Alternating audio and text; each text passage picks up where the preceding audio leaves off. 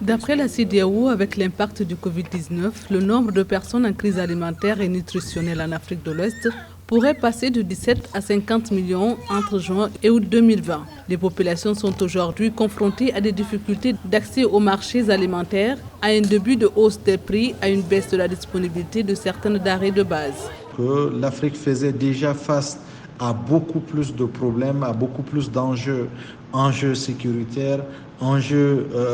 liés à la protection des personnes et de leurs biens, enjeux liés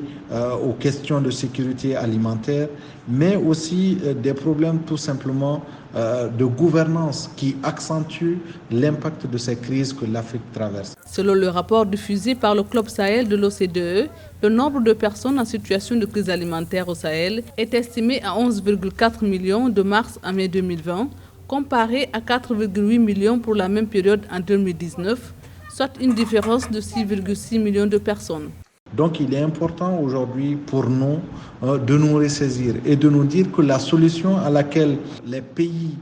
sont en train d'aller de plus en plus, qui est la distribution gratuite de vivres, n'est pas suffisante parce que ces solutions-là restent des solutions d'urgence. Or, il est aujourd'hui important que l'Afrique réfléchisse davantage à comment